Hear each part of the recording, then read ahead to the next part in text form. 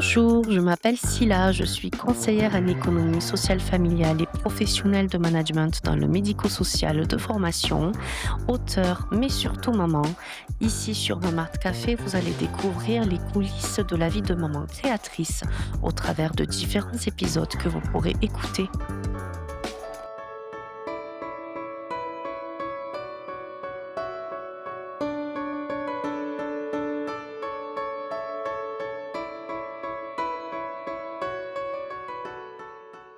Bienvenue sur Mamart Café pour ce nouvel épisode qui sera consacré au parcours de Célia Samba. Célia est une autrice qui a démarré sa carrière dans l'écriture assez jeune. Elle a fait son entrée sur scène avec le concours Nos Futurs organisé par Hachette Roman.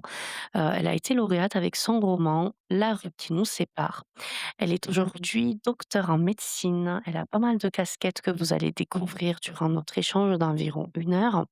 Et vous allez voir, c'est une personne qui a beaucoup de talent, beaucoup de facettes que vous ne connaissez pas. Elle est aussi musicienne. Elle a été beaucoup dans l'accompagnement, donc sur le volet syndicaliste durant ses études, notamment lorsqu'elle était interne. J'ai beaucoup de questions à poser à Célia. On va aussi discuter de son parcours maternel, parce qu'elle est aujourd'hui maman d'un enfant qui aura bientôt 1 an. Elle va parler des hauts et des bas et de tout ce qu'elle a découvert, dans ce parcours, de maternité, dans son parcours de maman. J'ai hâte de partager tout cela avec vous. Accueillons tout de suite Célia.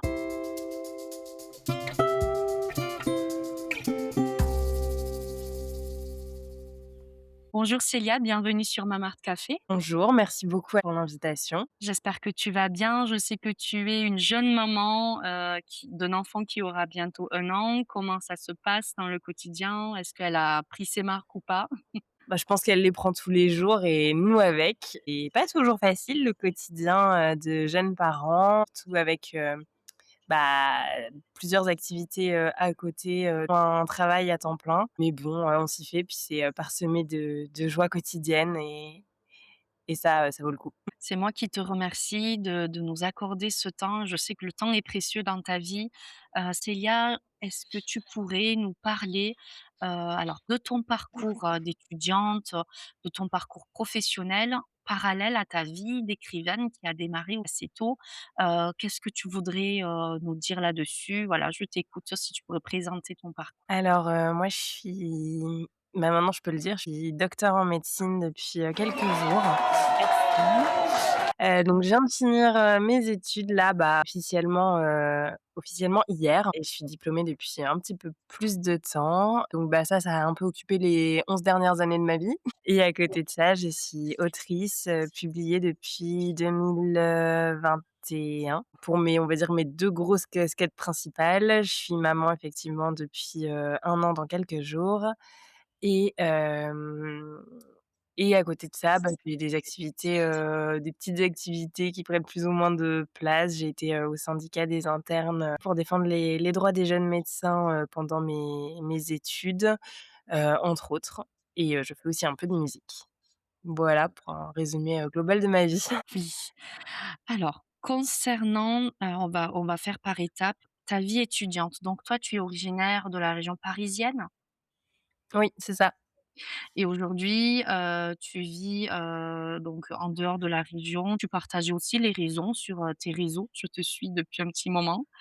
Qu'est-ce que tu voudrais dire déjà dans un premier temps? Comment as-tu réussi à écrire, et à étudier dans un secteur qui est quand même assez costaud et puis des études qui nécessitent, une coupure avec la vie sociale? Comment as-tu réussi à gérer tout ça? J'ai fait des choix, je pense. J'ai recommencé sérieusement l'écriture, après ma 3e année de médecine. Pendant une année, j'ai fait un master en parallèle et j'avais pris un peu de temps, hors des études de médecine. Alors je faisais des études de sciences, mais quand même c'était un peu moins, disons prenant à ce moment-là de ma Mmh. vie pour moi et j'ai Mmh. recommencé à écrire et je me suis rendu compte que ça m'équilibrait vachement et que j'avais envie en fait de pas tout sacrifier, à l'autel de la médecine, mais Mmh. plutôt, voilà, de retrouver goût à des activités que j'avais au lycée. Donc j'ai commencé à ce moment-là à me dire que, j'allais toujours, essayer de garder cette petite place dans ma vie pour l'écriture En fait, bah, en trouvant mon équilibre, en faisant quelque chose que j'aimais et qui me sortait la tête de la médecine, au final, je réussissais, pas plus mal en médecine, au contraire. Je me Mmh. sentais mieux et du coup, bah, après, bah, c'était une question de choix, de priorité, puis, bah, de trouver cet équilibre, pour, bah, certains moments, quand j'avais des corrections éditoriales ou des deadlines, bah, je mettais plus l'accent sur l'écriture et peut-être un peu moins sur la médecine et à d'autres, je faisais l'inverse. Mmh. J'avançais comme ça, mais en me souvenant qu'en fait, bah, j'ai été une personne avec plusieurs facettes et qu'il fallait nourrir un peu, bah, ces différentes facettes à différents moments selon ce dont j'avais besoin pour être bien.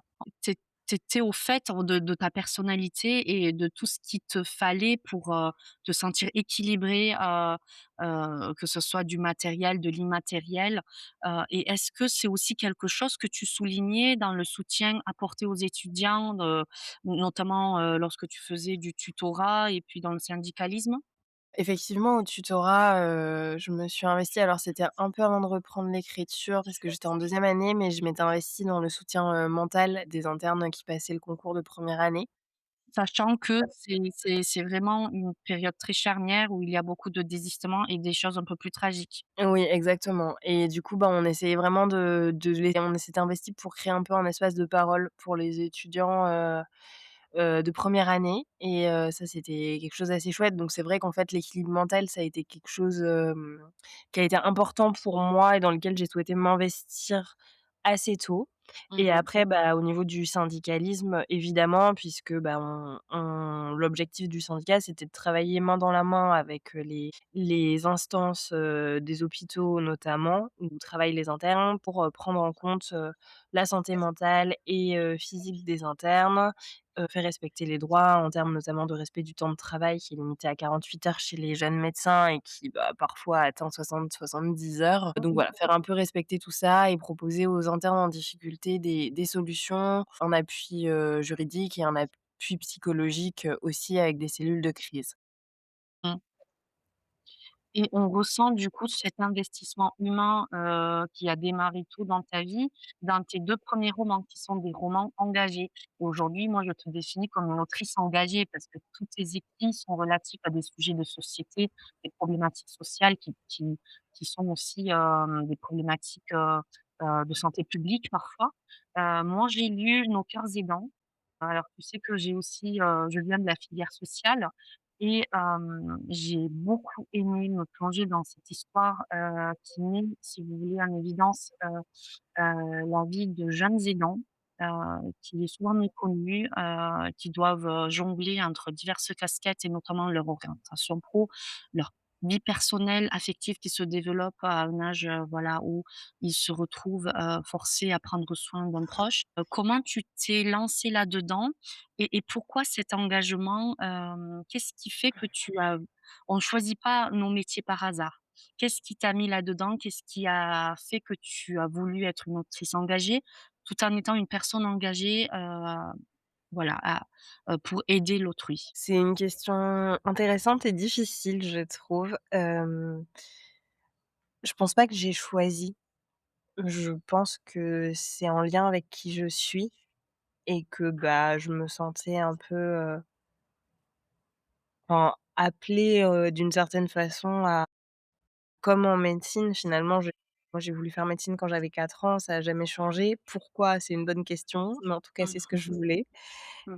Et de la même façon, bah, mon premier roman qui parle, de la grande précarité et dont le héros est un jeune sans abri, bah, ça m'est venu un peu spontanément alors qu'un jour où j'ai, bah, moi-même, rencontré dans la rue, croisé une personne sans abri à qui j'ai offert une crêpe, je me suis dit: «Oh, j'aimerais bien écrire une histoire là-dessus».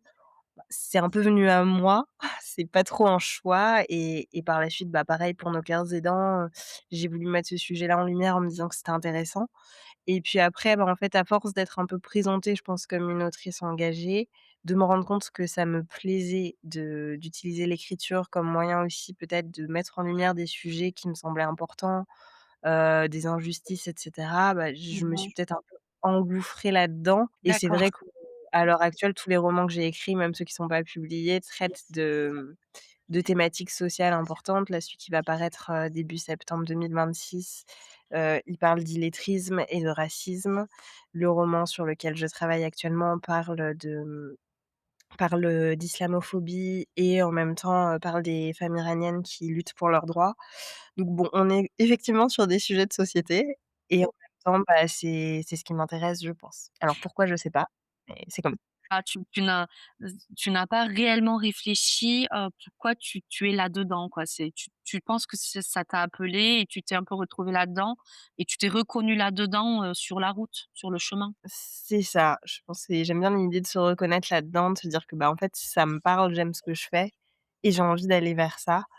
Et initialement, j'ai pas réfléchi. Je me suis pas dit: «Ah, je vais être une autrice qui va parler de romans engagés, plutôt que d'écrire, d'autres genres, du thriller, de la poésie ou je sais pas». Même Mmh. si le thriller et la poésie peuvent être engagés aussi, bien sûr, mais je me suis j'ai pas réfléchi, c'était pas un calcul. D'accord. C'était comme ça et en fait, bah, finalement, ça me convient et j'ai après envie de travailler là-dedans donc bah, «j'y reste» entre guillemets. Avant de parler, de présenter, tes premiers titres et le titre sur lequel tu travailles actuellement, j'aimerais revenir, sur ton aventure de l'écriture. Qu'est-ce qui t'a réellement lancé là-dedans? Comment tu l'as, concrétisé dans ta vie? Parce que ça a été quand même, assez tôt. Tu as dit 2021 pour la publication, ça veut dire que tu travaillais déjà en amont. Tu avais quel âge du coup quand tu as commencé? Est-ce que tu écrivais sur des plateformes? À ton époque, c'était un peu plus à la mode? Voilà, comment ça s'est passé?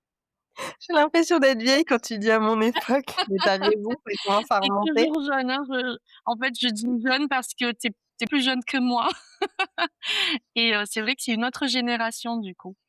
Du coup, alors j'ai toujours écrit, mais j'ai commencé, La rue qui nous sépare, mon premier roman, quand j'étais au lycée, donc ça nous amène en gros en 2014, quelque chose Donc comme tu ça. avais 17-18 ans quoi? J'avais 16-17 ans et 16-17. même peut-être un peu moins que ça et puis, bah, je l'ai repris en 2019 quand j'ai fait du coup mon année, de master où je suis partie en Espagne. En 2019, j'avais quel âge? J'avais 22 ans.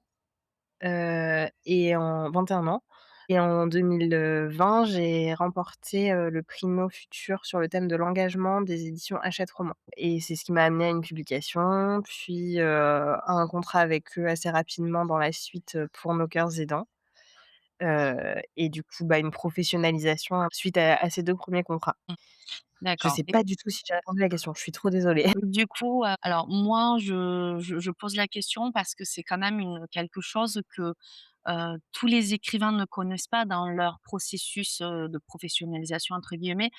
Tu écrivais aussi sur des plateformes ou pas du tout? Oui, tout à fait et je me suis souvenue, du coup de la fin de la question, en parallèle. Hem, oui, j'écrivais sur des plateformes, en fait, pendant du coup mon année en Espagne, j'écrivais sur Scribd qui est devenu, l'atelier des auteurs, Oui. où, bah, il y avait une communauté, très sympa, très bienveillante, enfin globalement bienveillante en tout cas. À Mmh. l'époque, j'ai fait des très belles rencontres aussi, et j'ai reçu, bah, pas mal de critiques, constructives qui m'ont vraiment aidée, à peaufiner mon travail de la part d'autres auteurs plus expérimentés que moi. Mmh. Heu et qui m'ont encouragée, bah, du coup, à soumettre en maison d'édition et donc oui, effectivement, ça a aussi été une marche vers la professionnalisation, mais ça a aussi été une vraie marche dans ma construction personnelle, dans des amitiés très fortes que j'ai pu nouer, sur cette plateforme, et du coup, bah, oui, dans ma vie d'une manière générale, ça a été c'était l'âge d'or effectivement de Scribd, Wattpad et cetera, Oui, oui. heu et C'était c'était plutôt un plus quoi dans ta vie à toi? oui, ça a été un plus. Après, bah, effectivement, je pense que sur toutes ces plateformes, il y a aussi des critiques, des personnes moins bienveillantes, des personnes qui peuvent, plagier, enfin, c'est un univers à part entière, et voilà, il y a plein de choses qui peuvent s'ouvrir, comme quand on rentre dans une nouvelle communauté, Oui, heu, donc il y a des choses sur lesquelles il faut être vigilant, évidemment, mais d'une manière générale, bah, ça a vraiment, je pense, ça m'a vraiment aidée et construite en tant qu'autrice. oui. Alors là, on a abordé, du coup ton équilibre études et écriture, comment tu as géré, comment ça s'est construit. J'aimerais bien parler maintenant de ton parcours maternel. Donc tu as été maman à 27 ans et demi, et tu étudies encore, Célia? J'étais en fin d'internat du coup, donc j'étais D'accord. sur ma période de spécialisation. J'avais encore, un certain nombre de contraintes universitaires, même si moins qu'avant Mmh. et des stages à valider pour, être diplômée. Mmh. Et du coup, il me restait, 2 stages de 6 mois, donc 1 an entier de stages à valider, heu, quand je suis tombée enceinte, en gros, un mémoire et une thèse à soutenir. À écrire Super, et à soutenir. super. Et en fait, c'était un choix délibéré, cette grossesse, comment ça s'est passé? Bah, alors, oui, c'était un choix complètement.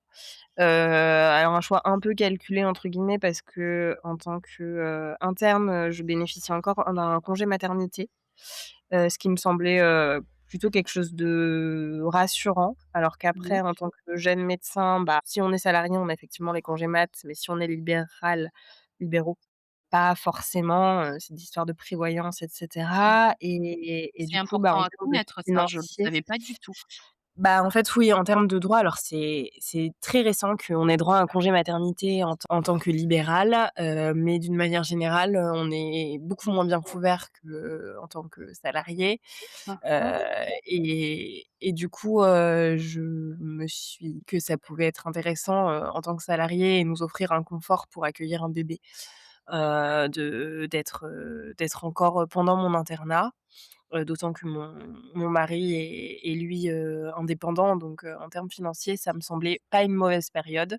Ouais. Voilà, on venait de se marier, après c'est sûr que je me rendais bien compte que j'avais pas fini mes études non plus et puis, bah, tous ces questionnements, qu'ont, je pense beaucoup de jeunes mamans qui prévoient leur grossesse. Est-ce que je suis prête? Est-ce que j'ai entre guillemets, «assez profité de mon couple, de ma jeunesse?» Toutes ces Oui. questions, je pense que je me les suis d'autant plus posées qu'en n'ayant pas fini mes études, bah, alors j'ai fait des études longues, c'est sûr, mais voilà, un peu cette idée de me dire: «Mais, au final, j'ai jamais eu ce moment un peu de, entre guillemets, «liberté», où on a fini ses études, où ça y est, on a un peu de sous et on voyage, Mmh on vit des mh. expériences, on sort, j'ai pas trop eu ça, quoi. Donc est-ce Mmh. que je suis prête? Est-ce que c'est le bon moment ou pas? Voilà. Bon, spoiler, on n'est jamais prêt. Oui, voilà. Je pense qu'on n'est jamais prêt et c'est bien de se poser les questions, mais la maternité seulement, c'est quelque chose, qui nous chamboule de toute manière. On peut faire tous les calculs qu'on veut, on n'est jamais prête en tant que femme parce que déjà on a des hormones qu'on n'a jamais eues. Voilà, c'est des choses, des expériences, méconnues et on ne se connaît pas dans ce rôle encore et on se construit dans ce rôle. Complètement. C'est sûr que c'est la plus grande aventure de notre vie, enfin, en tout cas de la mienne et ouais, j'étais pas prête. J'étais Mmh, préparée, mais j'étais mmh, pas prête. mmh, mmh. Et qu'est-ce qui t'a le plus surprise là-dedans? On va pas parler de trucs très positifs et très funky, mais malheureusement, le début de la parentalité a été très difficile pour nous puisque notre bébé a dû être hospitalisé, plusieurs fois durant ses premiers jours de vie, dont une fois en néonatologie, donc en réanimation. Heu, voilà, autant vous dire que quand vous avez accouché, dans les, 10 heures qui précèdent, c'est je pense un des pires trucs qu'on peut vivre. Mmh, Ouais, donc clairement, j'ai un peu eu le sentiment que, il y a encore beaucoup d'émotions. mmh, J'ai vraiment eu le sentiment que, bah, en fait, j'étais pas prête à ça. Je mmh l'avais mh. pas envisagé et heureusement, j'ai envie de dire d'une certaine façon qu'on n'envisage pas le pire, Bien sûr, quand oui, on pense à l'arrivée de son petit bout et en fait, bah, je me suis retrouvée, dans le tambour d'une machine à laver, oui, qui était lancée à 1 200 tours et j'étais pas prête à ça et clairement psychologiquement ça a laissé, je pense, beaucoup de séquelles qui ont, fait le lit d'une dépression du postpartum. mmh, On commence de plus en plus à parler de ça et tant mieux parce que ça touche quand même, selon les chiffres, en gros, beaucoup de femmes, oui, dont, les chiffres les plus importants, pensent même jusqu'à une femme sur, 3 ou une femme sur 4. mmh mh, Donc ça touche avec des gravités, différentes mais ça touche beaucoup de femmes et en fait, on peut être très vite isolé, surtout dans nos contrées où on a oublié qu'il faut un village pour élever un enfant, en fait et on se mmh, retrouve, notamment en tant que jeune maman, vite très isolée alors que, bah, il y a toutes les chutes d'hormones, s'occuper d'un nourrisson, parfois d'aînés, le travail qui arrive hyper vite, confier son tout petit, enfin, c'est hyper dur comme période et quand on est isolé ou qu'il y a quelque chose qui s'est pas bien passé ou même qu'on n'est pas isolé et que tout se passe bien, bah, en fait, c'est hyper dur et Exactement. et donc ça, je pense que, ouais, j'étais pas préparée à ça, et enfin, j'étais informée, Mmh heu, mh. je voilà, on avait suivi des même des formations sur le postpartum avec mon chéri et je pense que ça, bah, ça nous a solidifiés, c'était chouette donc ça, c'était important. Ça nous a permis de tenir le coup. Ça m'a Mmh. permis, moi, de me rendre compte que je commençais à faire une dépression assez vite et à demander de l'aide, à voilà, mobiliser un réseau de professionnels aussi pour être accompagnée. Mmh. Mais ouais, c'était quand même hyper dur et voilà, là, ça fait 1 an et je sens que je suis encore fragile, même si, Mmh. ça va beaucoup mieux et que, Mmh. voilà, je pense quand même que j'ai beaucoup retrouvé ma joie de vivre. Mais ça reste quelque chose de difficile, notamment, c'est souvent quand même beaucoup en lien avec le manque de sommeil et bah, quand on n'a pas fait une nuit complète depuis 1 an, en fait, bah, le terrain, il peut vite être fragilisé donc bref, je Exactement. me suis grave étendue, mais pour finir sur une note un peu plus joyeuse, l'autre truc auquel j'étais pas prête, c'est à quel point, c'est, une montagne de joie de les voir s'éveiller, se développer, grandir et leur sourire quand ils nous voient arriver dans la pièce alors qu'on était sortis faire des courses, ça n'a pas de prix, quoi. Donc ça aussi, j'étais pas prête et ça, c'est vachement C'est totalement vrai tout ce que tu dis et souvent on parle, que du côté positif et tout le côté, un peu moins joyeux, je ne sais pas si on l'oublie, si on subit, quelque chose de voilà, un truc amnésique ou pas, mais c'est aussi très marquant, surtout sur, les premières années. Moi je le vois, hein, c'est jusqu'aux 2 ans de mes filles que j'ai du mal à me retrouver. Un peu, je suis dans un tourbillon qui s'arrête pas. C'est vraiment compliqué à expliquer quand on n'est pas là-dedans, mais comme tu dis, on peut avoir toute l'aide du monde et on peut le vivre aussi, mais c'est encore plus difficile lorsqu'il y a des mamans isolées qui n'ont pas d'aide, et ce dicton: «Il faut un village pour élever un enfant» est tellement vrai, dans une société où on fait croire aux femmes, qu'elles doivent être performantes sur tous les plans.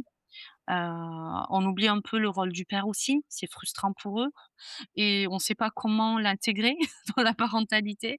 Donc c'est des choses qui s'apprennent, ensemble, en couple et je pense que la solidité du couple est vraiment testée sur les mmh, premières années de la parentalité. c'est clair. Mmh. Ouais, mais je sais pas si on oublie ou enfin, alors c'est sûr qu'on oublie, quand on dit: «Bah, tu verras, l'accouchement, bon là tu oublies», je pense que ça c'est quand même assez vrai parce que les hormones et la nature font bien les choses. Je pense qu'on oublie aussi les difficultés, bah, quand on s'en éloigne, ça laisse des cicatrices, mais c'est plus aussi vif et tant mieux d'une certaine façon. Après, je pense que c'est bien qu'on libère la parole, je pense que c'est bien qu'on intègre de plus en plus les coparents. Je pense que tout ça, ce sont des bonnes choses et qu'on informe aussi de plus en plus les jeunes couples parce que finalement, on se prépare pas mal, à l'accouchement, on se prépare pas mal, enfin plus ou moins on va dire en tout cas à l'accouchement, on se prépare, à l'arrivée du bébé, faire la chambre, tout ça, mais alors, Mmh. les montagnes russes du postpartum, Pas vraiment. Heu, Je et suis du d'accord. coup, ça, bah, c'est limite pas un sujet alors que, bah, je vais faire de la promo, mais le pack postpartum que je nous ai offert, de Manon Naissance Magique et qui coûte une centaine d'euros, bah, il c'est une mine d'or d'informations pour comprendre son bébé, pour, s'organiser, pour le partage des tâches, pour, dépister la dépression du postpartum et en fait, toutes ces choses-là, alors c'est des choses qu'on peut apprendre sur le tas, bien sûr, mais c'est pas au moment où on est en train de sombrer dans la dépression qu'il faut les outils pour la diagnostiquer, hein, Mmh qu'il faut les mh. chercher. C'est le moment où il faut les Mmh. utiliser, en fait. Oui et toi, tu étais là-dedans, tu es une professionnelle de santé, tu es docteur en médecine. Comment tu as vécu tout cela? Est-ce que c'est de l'autre côté de la barrière? Comment tu te dis: «J'ai les infos, je vais gérer» et au moment où ça arrive, tu te retrouves un peu, face aux faits et tu sais pas comment agir quand c'est toi qui es concerné. Comment tu l'as vécu? Il y a des mamans aussi qui dénoncent la maltraitance médicale parfois, qu'elles auraient souhaité être mieux écoutées. Heu, Comment tu perçois tout ça? J'ai le versant maman et le versant professionnel de santé. Je vais commencer peut-être par le versant professionnel de santé sur la maltraitance. Hem Effectivement, je pense que, bah, il y a de la maltraitance et moi-même, je pense que j'ai été maltraitante. Je m'en suis rendu compte en devenant maman. Je prends un exemple très bête, c'était jamais volontaire évidemment, mais Mmh mh. typiquement, quand j'étais interne, je devais examiner les nourrissons, à leur 1er jour de vie, parfois même dans les 24 premières heures Mmh. et ils étaient couchés dans le berceau à côté de la mère et des fois parce que, bah, j'osais pas trop manipuler l'enfant, parce que je débutais, bah, je proposais à la mère de prendre le bébé et de se lever et de le mettre sur la table à manger. Ça paraît tout bête, mais c'est quand je me suis rendu compte dans quel état c'est de prendre le bébé à 24 heures d'un accouchement, comment tu as mal. En fait, juste, je me suis dit: «Mais en fait, j'aurais dû leur de dire que je pouvais le faire pour qu'elles n'aient pas à se lever si elles ne le souhaitaient pas».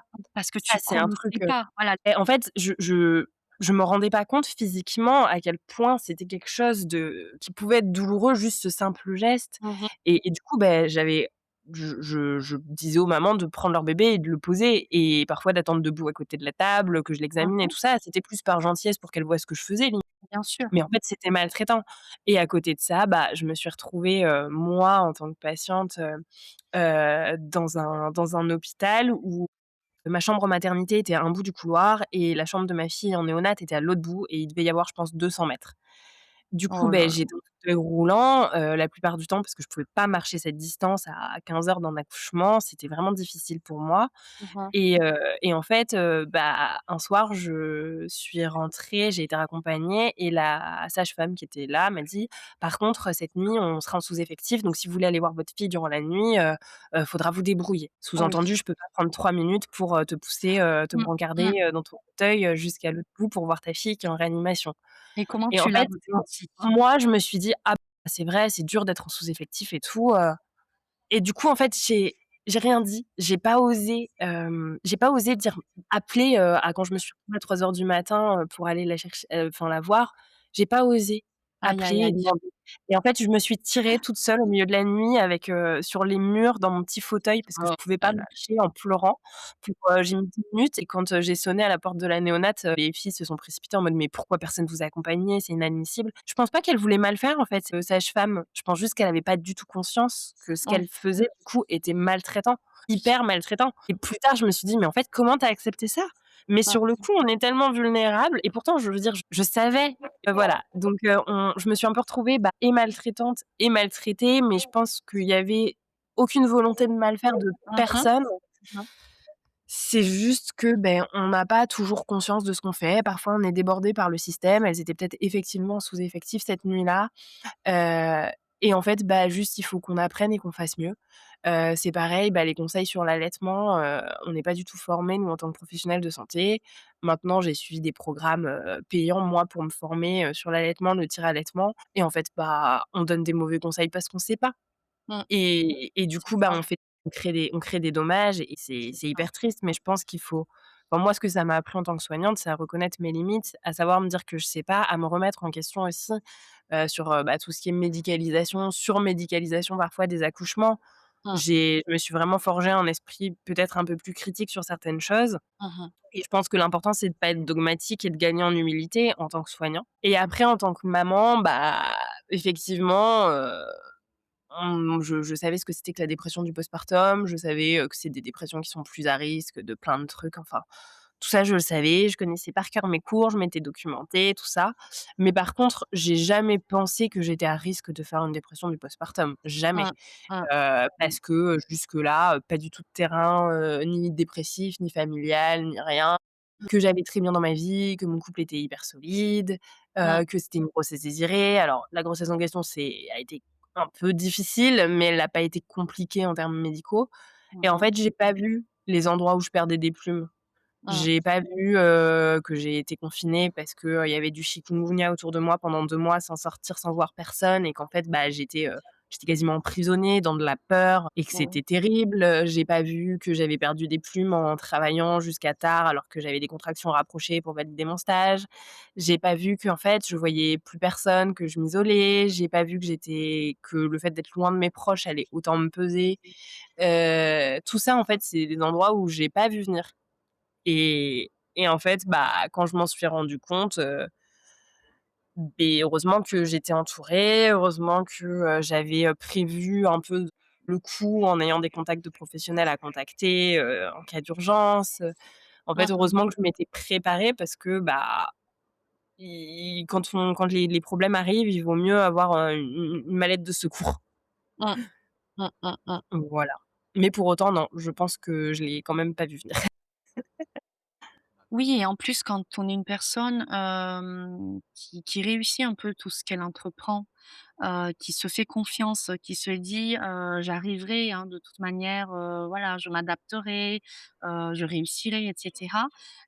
C'est un peu la nature qui nous rattrape et comme on a déjà dit, on ne connaît pas, ce à quoi on fait face et on se découvre en le vivant. En tout cas, merci Célia pour, la transparence de tout ce que tu as évoqué et le terme que tu as employé, la vulnérabilité maternelle. Pour moi, c'est un terme qui revient souvent lorsque je discute aussi de manière un peu plus intime autour de moi, des personnes qui sont très bien formées, hein, avec un très bon statut. Donner des conseils, on sait faire, souvent, parce qu'on a appris, on connaît «la leçon» entre guillemets, mais lorsqu'on le vit et qu'on est de l'autre côté de la barrière, c'est un peu plus compliqué. Est-ce que tu t'es toujours vue fonder une famille? Est-ce que tu t'es toujours vue maman ou pas du tout? Non, je me suis pas toujours vue maman. Je me suis toujours vue maman enfant. Je voulais, 4 enfants D'accord. et puis après, j'ai grandi et je j'ai eu toute une période où je me suis rendue compte de tous les sacrifices, et cetera que c'était, de devenir maman, le temps que ça prenait, l'énergie que c'était, j'ai un peu j'ai un peu ressenti et perçu tout ça et à ce moment-là, je me suis dit: «Bon, en fait, peut-être que je veux, vivre d'autres choses et peut-être que j'aurai jamais ce truc un peu», je m'imaginais que vouloir devenir maman, c'était, tu sais, un peu, comme tomber amoureux. Un Mmh, matin, tu te réveilles et puis, bam, tu as besoin d'un enfant, quoi, dans mmh, ta vie, mmh, il faut et je sais qu'il y a des femmes pour qui c'est comme ça, mmh mais mh. moi, je sais pas, je me disais que ça m'arriverait peut-être pas, en fait et ça me rendait un peu triste d'un certain côté, mais j'étais pas sûre d'avoir un peu de voilà, de vivre ça un jour et en Mmh. même temps, bah, j'étais en couple depuis, déjà plus d'une dizaine d'années donc tout d'un coup me dire que je remettais en question le fait qu'on ait peut-être des enfants un jour, je me suis dit que ça pouvait un peu chambouler le couple, Mmh. donc bah, j'en ai parlé avec mon chéri, qui était en fait, sur la même page que moi, dans une étape où on avait envie de vivre des trucs et pas trop de penser à ça. Mmh. Et puis, il y a une phrase que la psy qui me suivait à l'époque m'avait dit un jour, c'était, «Mais tu sais, Célia, la maternité n'a pas besoin d'être un sacrifice». Et elle m'avait dit: «Quand tu te lances dans un truc, c'est à corps perdu en général, tu te lances toujours à fond, c'est toujours un peu sacrificiel, mais tu sais, la maternité n'a pas besoin d'être un sacrifice». Et en fait, ça s'est, matérialisé dans la rencontre d'une de mes amies qui avait, 2 jumelles, et qui était enceinte, du petit frère et qui en fait, elle avait une vision complètement différente de la maternité. Elle avait un bébé qui dormait, elle, à J10 de l'accouchement, elle sortait avec son mec et le bébé, boire un verre, sur le bord de mer. Enfin, Mmh. c'était assez merveilleux en fait, à quel point c'était différent de toutes les conceptions que j'avais, de la Mmh. maternité et ça Mmh. m'a remise, beaucoup en question en fait, sur cette maternité sacrificielle telle que je la connaissais en fait Mmh. et ça m'a redonné envie, bah, voilà, d'avoir peut-être un enfant un jour en me disant: «Bah, c'est peut-être pas que comme je l'imaginais». Oui. Bon, je suis un peu revenue là-dessus parce que je pense qu'au final, il y a quand même la théorie et la pratique et que, bah, dire, «Tu ton bébé, il s'adaptera en dormant». C'est vrai quand tu as un bébé qui s'adapte, quand il fait que hurler, ta sortie, elle prend vite une autre tournure quand même. Mmh. Mais, que la maternité et la parentalité, c'est aussi quand même en partie ce qu'on en fait et que, beh, voilà, il y a des parents qui voyagent avec leurs enfants, il y a des parents qui sortent avec leurs enfants, il y a des parents qui, font rien avec leurs enfants et en fait, Mmh. beh, il y a aussi une partie de ce que nous on en fait au-delà de l'enfant qu'on a C'est très et vrai. c'est Mmh. bien d'en prendre conscience quand même, Mmh. hem et de se dire: «OK, mon enfant, j'en sais rien, si elle pleure en voiture, est-ce que je suis prête à tolérer? Est-ce que je suis prête à tolérer qu'elle pleure 5 minutes, 10 minutes, 15 minutes, pour que je parte? Est-ce que je suis prête à partir en week-end, si elle va hurler tout du long ou pas?» Mmh Enfin, mh. Mmh. on fait avec l'enfant qu'on a, mais on peut aussi se dire, «OK, bah, j'accepte qu'elle va pleurer pendant le trajet». Mmh. Non, mais c'est très vrai et c'est ce qu'on découvre aussi lorsqu'on a plusieurs enfants. et qu'on est devenu mère plusieurs fois. Avec l'expérience, souvent on se rend compte, bah, du coup, qu'on a aussi, une part de comment dire? On peut aussi en faire quelque chose, que tout n'est pas «perdu» entre guillemets. Oui, l'enfant, est là avec son caractère, avec voilà beaucoup de choses, ses besoins et cetera qui sont très singuliers. Mais comme tu dis, on a aussi je suis intimement convaincue aujourd'hui, en étant maman de 3 enfants, qu'on a aussi, une part de maniabilité, quoi. On peut toujours arriver peut-être à écourter les pleurs ou à trouver une solution qu'on ne connaissait pas. Il faut tester, il faut être dans l'expérimentation selon moi. Mmh. Ouais, je pense que tu as raison et ça nous redonne un peu de «pouvoir» entre guillemets aussi sur nos vies parce que, bah, oui, il y a des choses qu'on maîtrise pas. Est-ce que notre enfant dort? Est-ce qu'il dort pas? Est-ce qu'il pleure? Est-ce qu'il pleure pas? Est-ce qu'il est en bonne santé ou pas? Voilà, mais bon, en tout cas, voilà, ça je suis un peu revenue de cette idée de maternité sacrificielle. Mmh, Après, bah, je travaille au quotidien à reprendre un peu de comme tu dis, je pense que les 2 premières années, se retrouver, c'est compliqué. mmh. Mais voilà, en tout cas, ça m'a redonné envie à l'époque de me dire: «Oui, peut-être» et puis ensuite, au final, j'ai jamais eu ce truc de, un matin, je me lève et je me dis: «Oh, il me faut un enfant dans ma vie». Pour l'instant, en tout cas, ça viendra peut-être pour un autre, Ouais, mais ça n'est pas ouais, arrivé. ouais. Par contre, le côté rationnel du congé mat, à un moment, j'y ai quand même pensé et puis surtout, j'ai eu ce truc de me dire: «En fait, je suis tellement bien dans ma vie, je suis tellement heureuse des personnes qui m'entourent, heureuse de ce que je peux faire, j'ai tellement de joie, je trouve ça tellement merveilleux, en fait. C'est un tellement beau cadeau que j'ai reçu d'être en vie, que j'ai Mmh, envie de le transmettre à une autre âme, quoi. mmh. Je me sens assez, C'est super beau. enfin, je me sens assez stable dans ma vie et peut-être assez grandie, en tout cas imparfaitement grandie, pour me dire que, bah, je peux peut-être si tu veux, j'ai envie de dire, permettre à une âme de venir s'incarner, qui viendra me faire grandir et que, bah, peut-être moi je pourrais aussi l'aider, à la faire grandir un petit peu, à ma mesure, et dans mes imperfections. Et je me suis dit: «Ouais, en fait, j'ai envie de ça. J'ai envie de transmettre et de rendre, ce cadeau que j'ai reçu». C'est très beau ce que tu es en train de dire et c'est quelque chose qui n'est pas palpable, en fait. C'est presque, de l'ordre de la sagesse. Hem, c'est important de ressentir aussi ces choses-là en tant que mère, dans une société où tout est du matériel, où tout est, comment dire? Mesurable, calculable. Il y a des choses qui ne se mesurent pas, notamment l'amour qu'on transmet et ce que l'enfant en fait. Moi, je suis convaincue de ça et dans ce que tu dis, il y a un côté spirituel aussi et j'ai vu au travers de ton parcours que la spiritualité a une place, je sais pas importante ou pas, mais en tout cas qu'elle est là dans ta vie.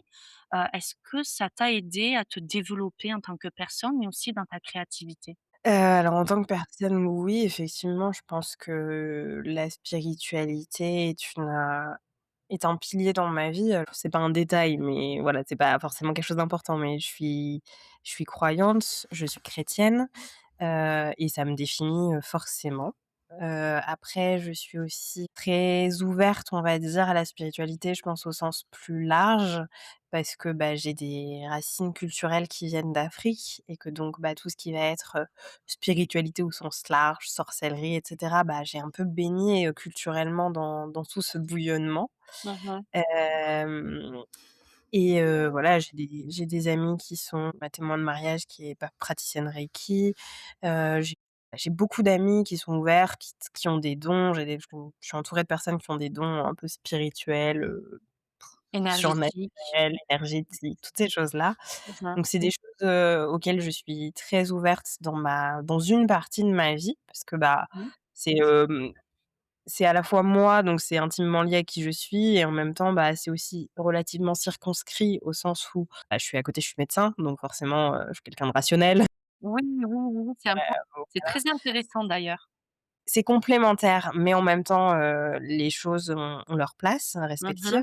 Mmh. Mmh. Hem, je sais plus où je voulais en venir, mais du coup, oui, en tant que personne, ça m'aide à à me construire et après dans ma créativité, heu, Dans ce que tu c'est une bonne écris. question.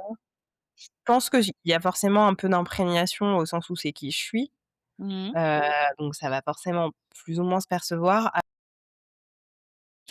Dans nos cœurs aidants, est-ce que l'héroïne, elle a un don? À un moment donné, que tu Ah, abordes, le petit frère, il coupe le feu. l'énergie qui passe des mains, je ça me parle un Ouais, peu là. le petit frère de l'héroïne, enfin leur grand-père coupe le feu et le petit frère a le don. Mmh.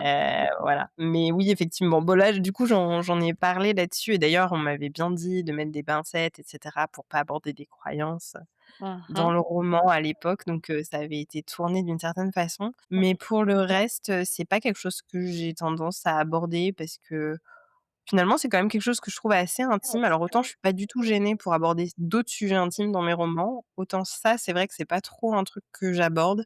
Mmh. Dans mes prochains romans et on aborde un peu j'ai certains des héros qui ont des religions, qui pratiquent des Mmh. religions. Moi, dans le roman que j'écris actuellement, mes 2 héroïnes sont musulmanes, l'une est croyante et pratiquante et l'autre, beaucoup moins. Mmh. Hem, mais c'est vrai que c'est pas forcément des thèmes que j'aborde ou dont j'ai l'habitude. Par contre, je pense que le fait d'être croyante et d'une manière générale, d'être ouverte à la spiritualité, la loi de l'attraction, toutes ces choses-là, dans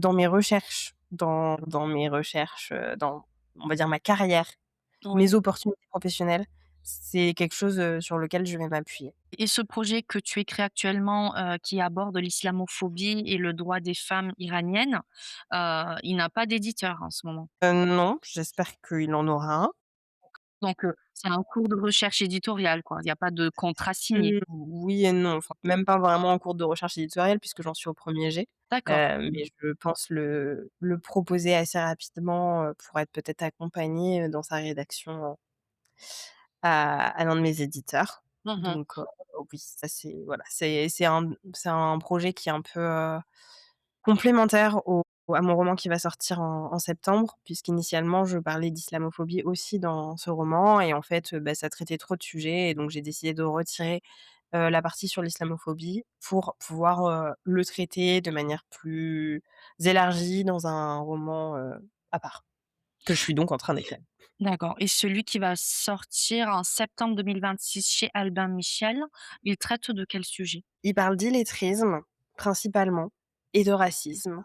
Il raconte l'histoire d'une jeune fille, Clémence, qui, heu, qui est assez isolée, de par son secret. Donc elle ne sait pas lire ni écrire, convenablement.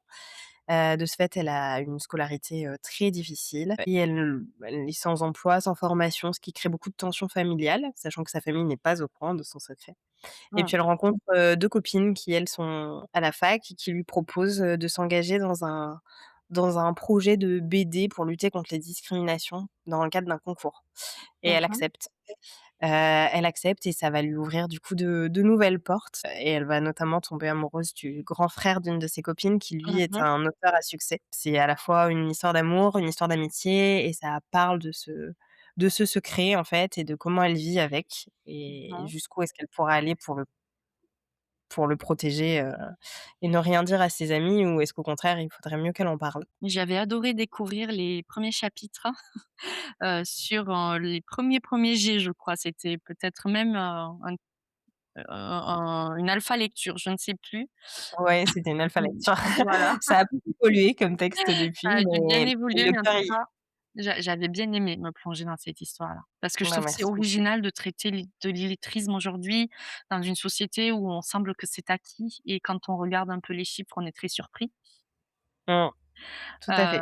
Voilà, c'est aussi ça que tu voulais mettre en exergue dans cette œuvre-là. Exactement. C'est ouais, c'est ce que disent l'héroïne enfin l'une des amies à la fin, elle dit: «Il y a 7 des Français qui sont illettrés, donc on en connaît forcément». Mmh.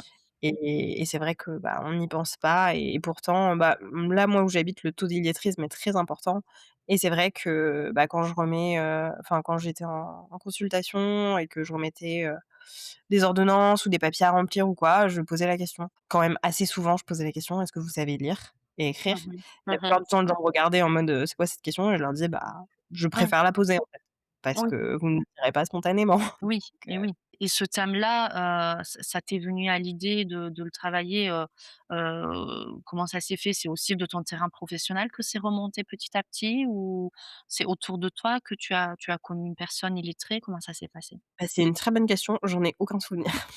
C'est pas une personne autour de moi, mais je sais plus comment l'idée m'est venue. Un jour, j'ai pensé à ce sujet. Beh, ouais, mais trop. Mais je sais plus du tout. Alors, aucune idée. Il va falloir que je fasse un peu de storytelling, que je pimpe mon storytelling avant la promo parce que Mmh. ça va pas le faire. Non, je très honnêtement, je n'en ai plus aucune idée. Je ne sais Mmh. plus. Je sais que ça fait un moment parce que j'ai commencé à l'écrire en 2000, j'ai commencé à y réfléchir en 2022 et à l'écrire en 2023 donc ça date, mais du coup, j'ai oublié. Je ne Mmh. sais plus. Mmh. Mmh. Mmh. Et encore une œuvre, engagée avec une dimension, engagée, oui, militante presque. Et selon toi, est-ce que c'est un peu le rôle de l'art aujourd'hui? Est-ce que, l'art est politique ou pas du tout? Est-ce que la femme artiste a un rôle à jouer? Et notamment en tant que mère, est-ce que nous, on a aussi un rôle à jouer dans la littérature contemporaine? Qu'est-ce que tu en penses? Est-ce que l'art est politique? Oui, je pense qu'il est pas toujours politique, mais il l'est certainement des fois. Est-ce que, est-ce qu'on a un rôle en tant que femme artiste à jouer? Je pense que oui, évidemment, parce que l'art peut être un bon moyen de faire entendre nos voix, Mmh. heu, de manière plus ou moins douce ou affirmée. Mais je pense que c'est quelque chose d'important. Après, en tant que mère, je pense aussi moi, c'est vrai que pour l'instant, j'essaie de trouver de la place pour l'écriture dans ma vie de mère, mais je n'ai pas forcément encore senti, comment la maternité venait imprégner mon travail. Parce Mmh. que c'est des projets, que j'ai eus, en fait, avant la grossesse ou Oui. voilà, enfin, j c'est pas encore quelque chose, je pense, qui m'a fortement imprégnée. Mmh. Mais peut-être que ça viendra au fur et à mesure des années et ce qui est sûr, c'est que, bah, je serais contente qu'un jour, mon ou mes enfants puissent découvrir mes textes et se dire, «Ah bah, oui, ça m'édifie» entre guillemets d'une certaine façon. Mmh. Là, je vois ma nièce, qui arrive en âge de lire petite nièce qui arrive en âge de lire mes Mmh. mes romans, en fait, d'une certaine façon, je serais heureuse qu'elle les découvre. Donc ça, je pense Mmh. que, bah, voilà, c'est quelque Mmh. chose de chouette. Mais oui, je pense qu'on a bien sûr des tas de choses à dire en tant que femme, en tant que mère et que l'art est une très bonne, porte d'entrée pour cela. Est-ce que tu as un rêve artistique que tu aimerais, un jour voir se réaliser? Question douloureuse. Non, bah, j'ai mes 2 premiers romans ont failli être adaptés, l'un au cinéma et l'un en téléfilm et les 2 projets, sont tombés à l'eau malheureusement, Oh! ces dernières années. Donc ça m'a un peu, peinée et en même temps, bah, on parlait de spiritualité, bah, c'est que ça doit être juste, et que Mmh, c'était pas le moment ou ça ne devait mmh, pas se faire. Donc je lâche prise et ce roman, à paraître est un excellent exemple. Là où pour, La rue qui nous sépare, j'avais énormément d'espoirs qui ont été, globalement satisfaits, bah, sauf pour l'adaptation, mais ça, c'était pas vraiment un espoir puisque je m'imaginais même pas aller jusque-là. oui. Hem Et pour Nos cœurs aidants, où j'ai été extrêmement déçue que ce roman n'ait pas, jusqu'à maintenant en tout cas, une vie, plus enfin, qui soit plus connu, qui soit Mmh plus mh. lu, Mmh. même que je trouve, je pense meilleur que La rue qui nous sépare. Oui. Quand j'ai pas lu La rue qui nous sépare, hein, c'est pas ce que je voulais dire. C'est en tout cas, je te rejoins parce que c'est un roman, qui doit être lu par le plus grand nombre, quoi. Il est juste fabuleux. Merci. Bah, en tout cas, je pense qu'il est enfin, il y a un jeune sur 30 au moins, voire un sur 15 qui est aidant et en fait, je pense qu'il faut que ça se sache Oui. et ce texte, c'est un de ses rôles, mais enfin, en tout cas, ce texte n'a pas eu la vie que j'espérais jusqu'à Mmh. maintenant, et j'ai été assez déçue de ça et en Mmh. fait, bah, ce nouveau roman là qui va paraître, je me rends compte que j'en suis, à tort ou à raison, mais je pense à raison, assez détachée. Au Mmh mh. sens où, bah, il aura la vie qu'il aura, en fait. Mmh. et moi j'ai fait ma part et c'est vrai que, j'ai fait toutes les corrections. J'ai signé le contrat, la veille de l'accouchement.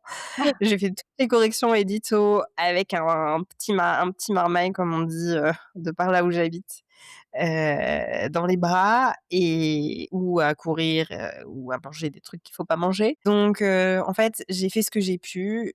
Clairement, j'ai fait du mieux que j'ai pu et je Mmh. pense que le résultat est correct, mais j'ai dû plus lâcher prise que sur les autres romans parce que, voilà, j'ai fait des corrections avec des nuits sans L'aventure éditoriale est aussi très différente, celle que tu as vécue avec le vrai bébé que tu as dans tes bras. oui, c'est plus ça, en fait. C'est que je me rends compte aussi que en fait, ça sert à rien des fois de s'agripper à des choses et que, il faut que je lâche prise et qu'il aura la vie qu'il aura. J'espère qu'elle sera extraordinaire, j'espère que je serai agréablement surprise, mais en fait, je lui ai offert une vie en Mmh. papier. J'ai eu la chance d'être accompagnée, par une super éditrice, aussi, d'avoir une belle expérience éditoriale et j'espère que la suite sera chouette et si c'est pas le cas, Mmh. c'est pas grave. Oui, c'est très inspirant, c'est très inspirant ce que tu dis. Du coup, je pense pas que j'ai des grands rêves éditoriaux, bien sûr, j'espère un jour que mes romans seront adaptés, seront traduits, tout ça, c'est clair, mais au final, je pense que mon rêve éditorial, actuel, c'est de prendre du plaisir dans ce Mmh. que je fais et le plaisir d'écrire, je l'ai perdu pendant longtemps. Mmh. Là, j'ai le sentiment que je le retrouve et en fait, je pense que c'est ça, mon rêve éditorial. C'est toujours Il faut se laisser le temps de redécouvrir les plaisirs, dans au milieu des montagnes russes. On a un seul mental, on a 10 000 envies et voilà, donc notre mental s'adapte aussi, il faut lui laisser le temps. Je trouve que c'est très beau tout ce que tu dis. En tout cas, on découvre un peu ton l'évolution de ta perception aussi dans tout ce que tu nous livres. juste pour revenir sur ce que tu disais, en l'occurrence, j'ai perdu l'envie d'écrire avant d'être maman et c'est parce que je pense que, voilà, j'avais un peu perdu le sens premier de l'écriture par rapport au fait d'être publiée, de et en fait, au contraire, je trouve que le fait d'avoir des corrections éditoriales, pendant le postpartum, oui, ça a été très compliqué à gérer en termes d'énergie, de concentration parce que je dormais pas, tout ça. Mais ça a été plutôt un point d'ancrage, alors même que j'allais pas bien, parce que ça me sortait un peu la tête de l'eau, que je retrouvais quelque chose que j'aimais faire et qui avait un sens, un autre but et en fait, j'avais un peu l'impression de renouer avec la moi d'avant la maternité et ça, c'était chouette parce que j'avais l'impression, un peu de me retrouver par Mmh, parcelles mmh, et ça me faisait du bien et mmh. c'est vrai que, en fait, me rendre compte que j'aimais toujours écrire, Heu et au-delà de ça, j'étais donc sur des corrections éditoriales. J'avais pas recommencé un premier jet depuis, 2023 parce qu'après entre-temps, j'ai fait des réécritures de 2 romans, des recherches édito, enfin bref Et puis et un là, mémoire, une thèse et tout ça. voilà, oui, enfin, plein de trucs qui étaient moins sympas que du premier jet à mon Mmh goût mh. et en fait, là, ces quelques derniers mois, j'avais de plus en plus envie d'écrire, de commencer quelque chose de nouveau et en fait, de me dire: «OK, en fait, tu toujours ça. Tu toujours écrire, tu toujours les corrections éditoriales, tu toujours avoir des projets Mmh. d'édition, d'écriture, de romans et tu as toujours des idées et tu toujours l'imagination. En fait, tu es toujours un peu toi, même si tu as une nouvelle casquette qui prend beaucoup de place Mmh. et en fait, ça m'a fait vachement de bien. Donc Mmh. je pense que autant pour l'instant, j'ai pas forcément le sentiment que la maternité est venue transparaître dans mes écrits, autant Mmh. mes écrits m'ont aidée comme un phare aussi dans la maternité et ça, c'est quelque chose de chouette en temps de postpartum. Enfin, ça m'a fait du bien en tout cas. C'est le fil rouge, quoi, c'est la colonne vertébrale de ta vie et ce qui t'anime au plus profond. Avec la médecine, enfin pas que, mais en tout cas oui, ça faisait partie des trucs où je me suis dit: «En fait, ouais, la Célia qui aime écrire, la Célia auteure, la Célia qui a envie de faire des rencontres scolaires, elle existe toujours. Mmh mh. Elle est un peu submergée par plein de trucs, Mmh mh. mais elle est toujours là et elle reviendra en son temps et tu peux lui donner un petit peu d'espace aujourd'hui, peut-être pas autant que tu voudrais, mais un Mmh petit mh. peu Mmh. et ça reviendra en fait, mais juste tu t'es pas perdu complètement. Tu as changé, tu as plein de nouveaux défis, tu es différente, mais tu n'as pas disparu. Enfin la toi d'avant n'a pas complètement disparu. Il y Mmh. a des choses et ça me rappelle une phrase qui n'est pas de moi, qui d'une dame qui s'appelle Mathilde, qui a un compte qui s'appelle Soul of Mama et que j'ai trouvé hyper inspirante sur le postpartum. Elle disait, en fait, ce qui est difficile dans le postpartum et je pense dans la maternité d'une manière générale, c'est que des fois on s'accroche à avant. On s'accroche à qui on était avant, à ce qu'on faisait avant, à notre rythme d'avant et alors même qu'on est dans une autre saison et en fait, elle nous disait, elle prenait cette image, elle disait: «Les filles, arrêtez d'essayer de garder votre bikini en hiver. Mmh. Vous allez vous Mmh faire du mal. mh. Acceptez que c'est le temps du manteau et en fait, votre bikini, vous le remettrez l'été prochain». Mmh. Et en Oui, fait, voilà, cette idée de se dire: ça aborde «C'est une s l'acceptation. voilà, il y a des saisons, vous êtes différentes, il y a des saisons où les choses sont différentes, où on peut pas tout faire comme on aimerait et cetera, mais en fait, c'est une saison. La saison, elle va finir, elle va changer et la saison d'été reviendra» et en fait, bah, voilà, j'ai eu un peu ce sentiment-là de me dire: «OK, là, j'ai mis de côté la médecine, j'ai mis de côté l'écriture, mais il y a déjà quelques petites germes du printemps et la saison reviendra et c'est OK, en fait. Embrasse la saison actuelle et sache que les choses passeront, les choses reviendront aussi». C'est absolument merveilleux et c'est aussi apaisant de t'entendre. Je pense que c'est un très beau message que tu adresses aux auditrices et aux auditeurs, qui sont soit là-dedans ou pas du tout. Ça permet de découvrir le mental d'une jeune maman qui aime produire et qui n'a pas toujours le temps. Je trouve ça très joli. L'autre saison reviendra et on l'accueillera différemment certainement, mais en tout cas ça reviendra et puis, profiter du temps présent. C'est très Mmh. important. Ouais, parce que ça passe vite. Ça passe vite, exactement, c'est ce que j'allais dire, tu l'as pris du bout de mes lèvres, ça passe super vite. Heu, c'est compliqué, souvent on nous dit: «Profite, profite». Il faut pas l'oublier, il faut se dire qu'exactement là, il y a le temps qui passe. Je fais au mieux, sans me mettre la pression, voilà, je fais au mieux, j'essaye de m'ancrer au présent. Ouais, mais c'est pas facile parce qu'à la fois, des fois, on vit des trucs hyper durs, Oui, et on se dit: «Oui, enfin, profite, profite, ça fait 10 nuits que j'ai pas dormi, en fait, c'est donc ça. tu sympa, mais Mmh, profite» et en même temps, je suis un peu obsédée par ce truc, moi, en ce moment, des dernières fois qu'on ne voit pas.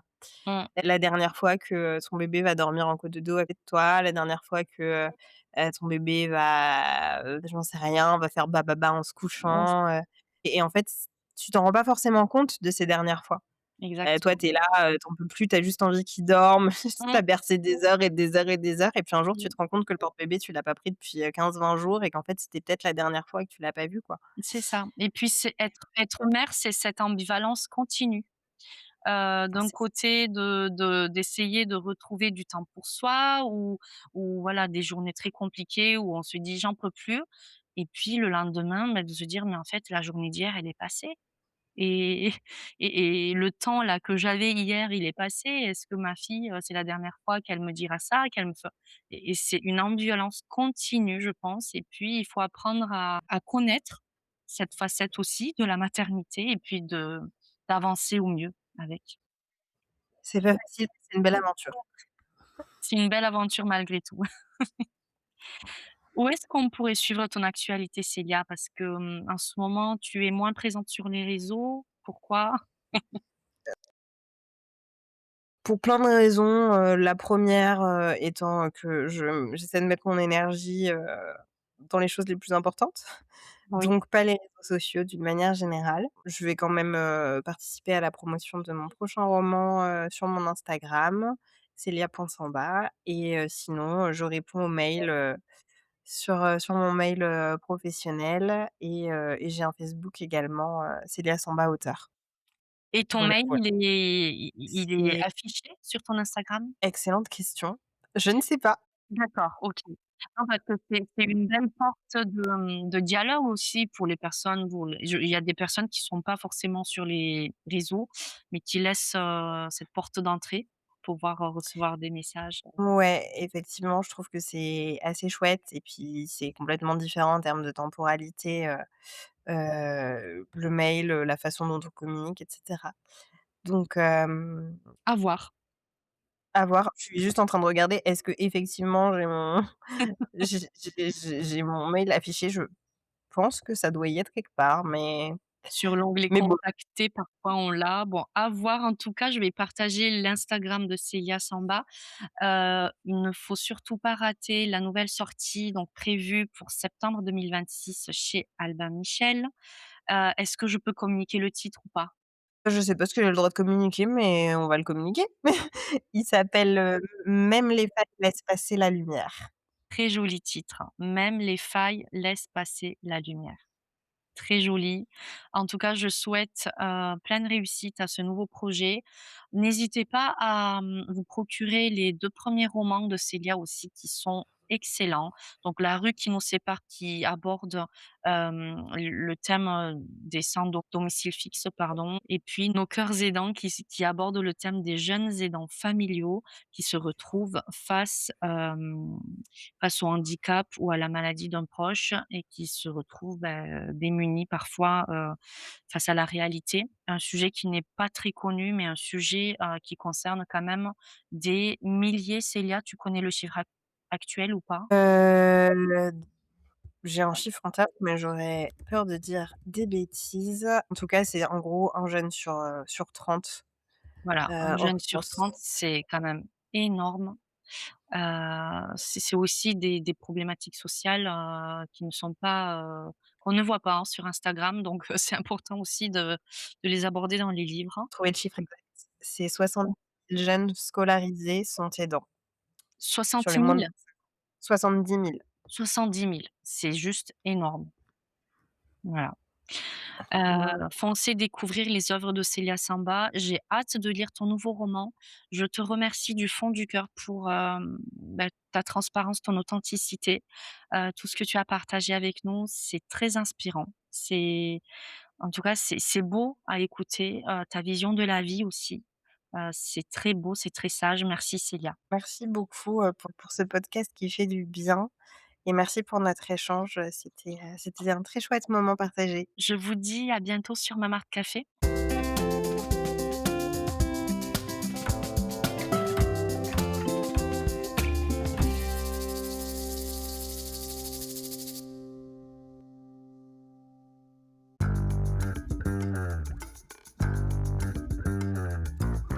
C'était Mamart Café avec Célia Samba, animé et dirigé par Sila Yildirim Khan Karaka.